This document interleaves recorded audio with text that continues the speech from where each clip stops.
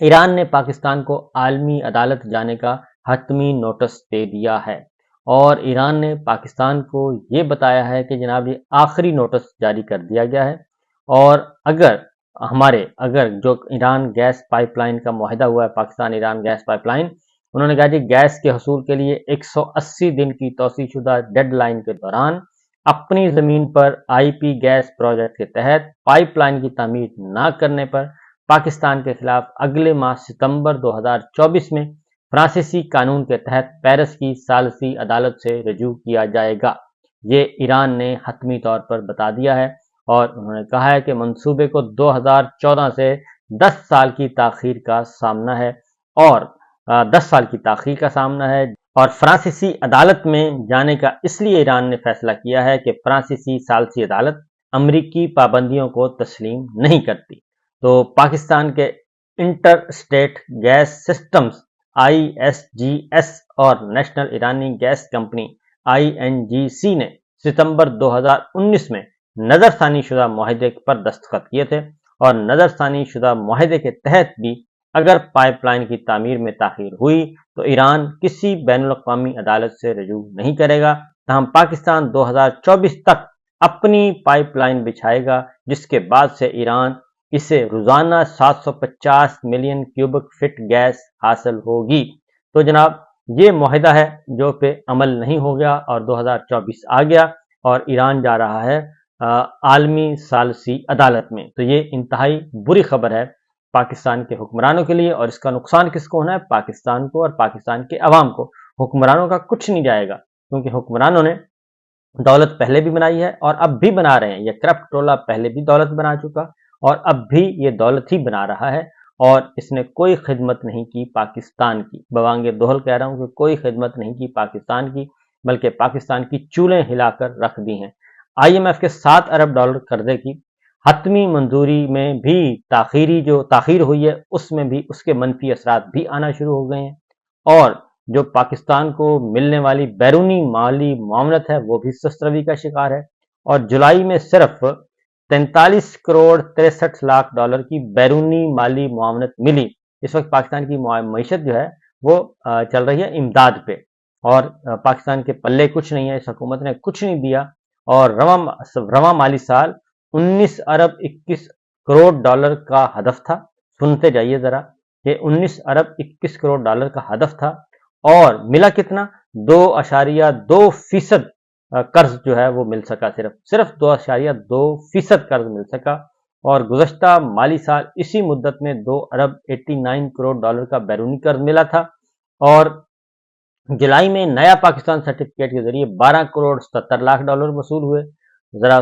Figure جو ہے وہ سنتے جائیے گا کہ پاکستان کس طریقے سے سسک کر آگے بڑھ رہا ہے، اور پھر کہتے ہیں کہ جناب ہم نے تو بہت کچھ کر دیا، SIFC بھی آ گئی، بیرونی سرمایہ کاری بھی آ گئی، پتہ نہیں کتنا صبح سے لے کے شام تک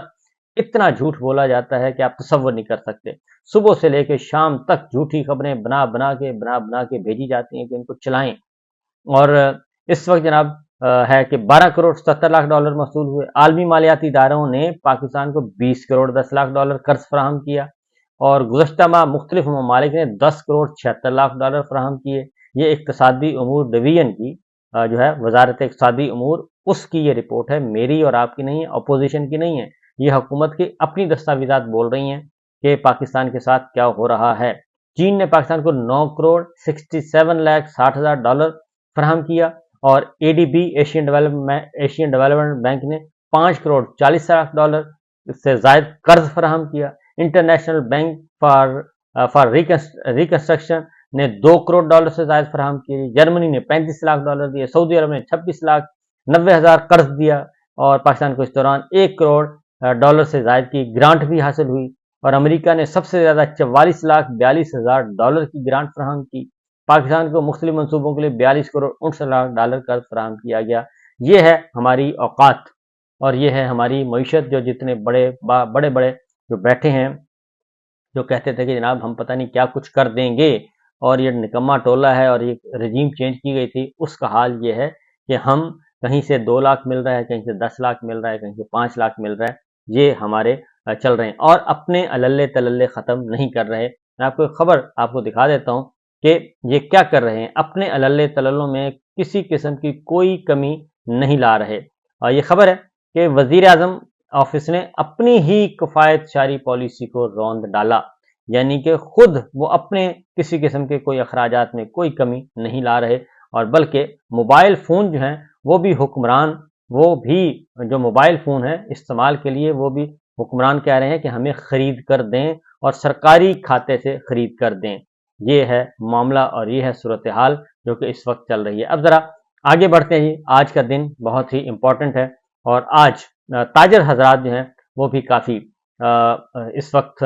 بہت تنگ آئے ہوئے ہیں، تاجر بھی، کاروباری بھی، کارخانہ دار بھی۔ تو آج پورے ملک میں شٹر ڈاؤن ہڑتال کی کال ہے اور آج مکمل طور پہ شٹر ڈاؤن ہے، مکمل طور پہ شٹر ڈاؤن ہے، اور یہ صرف ایک شہر کا نہیں بلکہ تمام شہروں کی۔ پہلے آل پاکستان تاجرز ایسوسی ایشن نے یہ اعلان کیا تھا اور اس کی تائید کی جا رہی ہے، سب کے سبب تمام طبقوں نے، تمام تاجر طبقوں نے اس کی حمایت کر دی ہے، خواہ وہ پنجاب ہے، خیبر پختونخوا ہے، بلوچستان ہے اور سندھ ہے، اور سب نے حمایت کر دی ہے۔ پلس پاکستان تحریک انصاف عمران خان صاحب نے بھی اس شٹر ڈاؤن کی حمایت کا اعلان کیا ہے کہ پاکستان تحریک انصاف بھی اس میں بھرپور شرکت کرے اور اس پر عمل کرے، اس شٹر ڈاؤن پہ۔ اور اس کے بعد پھر تندور یعنی کہ روٹی بناتے والے تندور ہیں، روٹی والے نان بائی ایسوسی ایشن ہے، انہوں نے بھی کر دی ہے، اور آل ٹریڈرز جو ہے ایسوسی ایشن ہے انہوں نے کر دیا ہے، امپورٹرز نے کر دی ہے، ایکسپورٹرز نے کر دیا، سب نے اس کو سپورٹ کر دیا ہے۔ اور تمام شہروں سے بلا تفریق، راولپنڈی میں، اسلام آباد میں، لاہور، گوجرانوالا، اٹک، جہلم، چکوال، ڈسٹرکٹ وائز جتنی بھی ایسوسی ایشن تھیں، سندھ ایسوسی ایشن سندھ کے تاجروں نے کر دیا ہے، خیبر پختونخوا کے تاجروں نے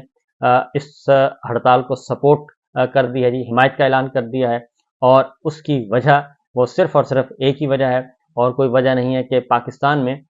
جو یہ آئے ہیں کرپٹ ٹولہ آیا ہے رجیم چینج کے نتیجے میں، پہلے پی ڈی ایم 1 تھا، پھر پی ڈی ایم 2 آیا اور درمیان میں کاکڑ سرکار آئی، تو یہ ساری کی ساری اب فارم 47 کی سرکار ہے۔ تو پاکستان تحریک انصاف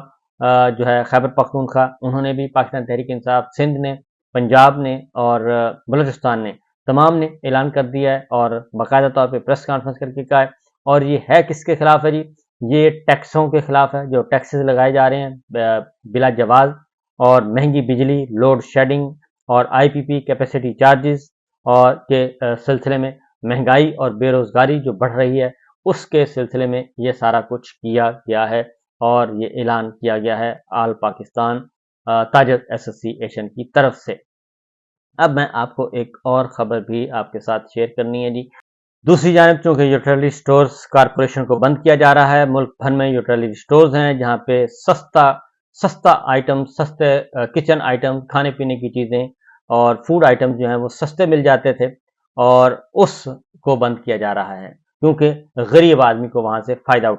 مل رہا تھا اور وہ تھوڑا بہت فائدہ مل رہا تھا غریب آدمیوں کو، وہ بند کیے جا رہے ہیں یوٹیلیٹی سٹور سارے، اور اب اس پہ رد عمل آ رہا ہے، ہڑتال شروع ہو چکی ہے،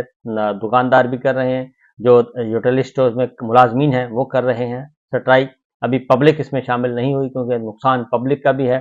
اور اس لیے تو صورتحال یہ ہے کہ حکومت نے جو یوٹیلیٹی کے سٹورز بند کرنے کا فیصلہ کیا ہے، پاکستان پیپلز پارٹی اس سے الگ ہو گئی ہے اور سٹیٹمنٹس دیے ہیں، بیانات دیے ہیں۔ اب دیکھنا ہے کہ وہ بیانات کی حد تک الگ ہے یا ادروائز بھی الگ ہے۔ اگر وہ کسی بھی فیصلے کو، نون لیگ کے کسی بھی فیصلے کو، حکومت کے کسی بھی فیصلے کو اگر وہ اون نہیں کر رہی اور یوٹیلیٹی سٹورز بند کرنے کے فیصلے کو اس نے ظالمانہ قرار دیا ہے، اور پاکستان پیپلز پارٹی کی طرف سے یہ سٹیٹمنٹ آیا ہے شازیہ مری کی طرف سے کہ ایسے فیصلے سے پہلے غور و فکر، عوامی مشکلات کو سمجھنے کی ضرورت ہے، اور یہ فیصلہ ظالمانہ ہے اور افسوسناک ہے۔ لوگوں کو سستی اشیاء خوردنوش فراہم کرنے کے لیے ریلیف کا کوئی اور ادارہ نہیں ہے۔ یہ ساری باتیں اپنی جگہ درست ہیں، لیکن سوال یہ پیدا ہوتا ہے کہ پھر Pakistan Peoples party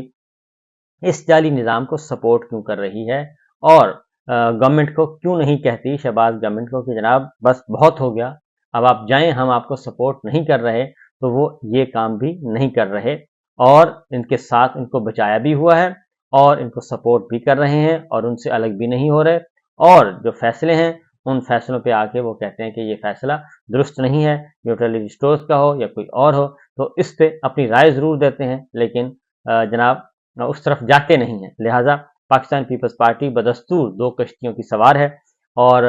face saving के लिए ये कह देती है, लेकिन हकीकतन वो मुकम्मल तौर पर इस जाली निज़ाम के साथ खड़ी है, क्योंकि 2 ही हैं जी ताकतें जो इस वक्त ये जाली निज़ाम को ख़त्म कर सकती हैं, ज़मीन पे जो मौजूद हैं जी। नंबर 1 पाकिस्तान पीपल्स पार्टी है। अगर वो ये सब कुछ देख रही है कि इतना जुल्म हो रहा है और पाकिस्तान के अवाम पिस रहे हैं, तो वो अलहदगी का ऐलान कर दे हुकूमत से, और जैसे भी हुकूमत से अलहदगी का ऐलान करेगी ये गवर्नमेंट ख़त्म हो जाएगी, कोई चांस ही नहीं है इस गवर्नमेंट के बचने का। शहबाज साहब वज़ीर आज़म नहीं रहेंगे और मरीम साहिबा वज़ीर आला नहीं रहेंगी, लेकिन उसके लिए पीपल्स पार्टी को कदम उठाना पड़ेगा, लेकिन पीपल्स पार्टी अभी तक ऐसा कोई कदम उठाने के लिए तैयार नहीं है, क्योंकि वो कहती है अगर हमने ये कदम उठाया तो सिंध में जो हमें सिंध केक मिला हुआ है वो फिर हमारे हाथ से निकल जाएगा। तो ये सूरत हाल है जनाब, ये सिचुएशन है।